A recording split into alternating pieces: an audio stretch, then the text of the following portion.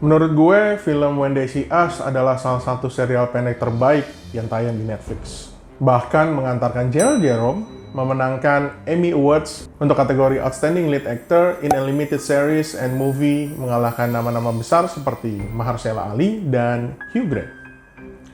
When They See Us diangkat dari kasus nyata penyerangan dan pemerkosaan yang terjadi pada tahun 1989 terhadap Theresa Melly, seorang investment banker berkulit putih yang sedang berolahraga di Central Park, New York. Lebih dikenal dengan Central Park Jogger Case, memaksa pihak kepolisian untuk bekerja keras mencari pelaku penyerangan dan pemerkosaan terhadap Theresa Melly. Kejadian pemerkosaan diperkirakan terjadi sekitar pukul 9 malam dan menurut informasi yang diperoleh, penyerangan diduga dilakukan oleh segerombolan anak remaja yang berjumlah antara 20 sampai 30 orang. Setelah melakukan interogasi terhadap para remaja yang rata-rata berkulit hitam, akhirnya polisi menetapkan 5 orang tersangka yaitu Anton McRae, Kevin Richardson, Yusef Salaam, Raymond Santana, dan Corey Wise. Mereka rata-rata berumur 15 tahun. Dengan adanya tekanan dari masyarakat dan isu rasial yang begitu kuat, memaksa jasa penuntut umum untuk tetap meneruskan persidangan meskipun tidak didukung oleh bukti-bukti yang kuat, dan pemeriksaan dilakukan tidak sesuai dengan prosedur. Long story short, mereka akhirnya divonis bervariasi antara 5 sampai 15 tahun. Intinya mereka korban salah tangkap. LBH Jakarta dalam rentang waktu 2018 sampai 2019 saja menyatakan ada sekitar 7 kasus salah tangkap, dan kasus yang paling menggemparkan adalah kasus pembunuhan yang diduga dilakukan oleh pengamen Cipulir. Setelah melalui persidangan yang berliku dan diwarnai salah putus, 4 orang terdakwa kemudian dinyatakan tidak bersalah oleh Mahkamah Agung.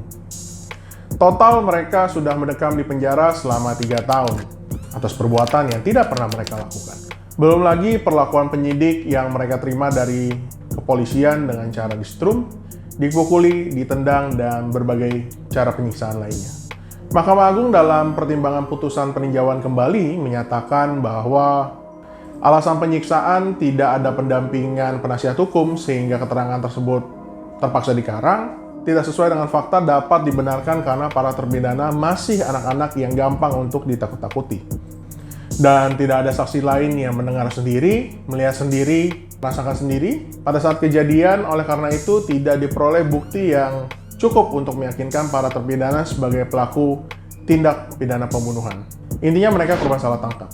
Bagaimana jika hal tersebut terjadi pada kalian, keluarga, dan bahkan teman-teman kalian? Apa yang harus kalian lakukan? Apabila terjadi suatu proses penangkapan yang dilakukan oleh aparat kepolisian, yang harus kalian lakukan pertama-tama adalah kalian meminta surat tugas dari aparat kepolisian. Yang kedua, kalian harus meminta surat perintah penangkapan. Baca surat perintah penangkapan tersebut, apakah identitasnya sudah sesuai dengan identitas kalian, dan juga ada alasan penangkapan, uraian singkat tentang kejahatan, dan tempat dilakukannya pemeriksaan. Dan keluarga berhak mendapatkan tembusan surat penangkapan segera setelah penangkapan dilakukan. Kadang-kadang ada oknum aparat yang nakal dan tidak melakukan penangkapan sesuai dengan prosedur. Mereka tidak dapat menunjukkan surat-surat yang dimaksud tersebut. Lalu kalian diminta untuk ikut ke kantor polisi dengan iming-iming sebentar saja guna dimintai keterangan. Mungkin aja kalian langsung ditangkap dan tidak diizinkan untuk pulang. Jadi di awal, kalian harus pastikan bahwa memang hak-hak kalian terpenuhi sebelum kalian mau dibawa ke kantor polisi. Tetapi jangan sotoy juga ketika Anda tertangkap tangan, Anda minta surat-surat tersebut. Aparat kepolisian tidak memiliki kewajiban untuk menyiapkan surat tersebut pada saat Anda tertangkap tangan. Apa itu tertangkap tangan? Tertangkapnya seseorang pada saat dia melakukan tindak pidana atau segera setelah melakukan tindak pidana. Dan barang-barang yang diduga digunakan untuk melakukan tindak pidana ada padanya. Lalu hak kalian setelah ditangkap oleh aparat kepolisian adalah minta menghubungi dan didampingi oleh pengacara kalian. Lalu minta dilepaskan jika lewat 1 kali 24 jam. Jika status kalian sudah ditingkatkan menjadi tersangka, penyidik dapat melakukan penahanan untuk jangka waktu paling lama 20 hari, dan dapat diperpanjang 40 hari. Berkaitan dengan penahanan terhadap anak, penahanan terhadap seorang anak hanya dapat dilakukan apabila anak tersebut telah berumur 14 tahun atau lebih.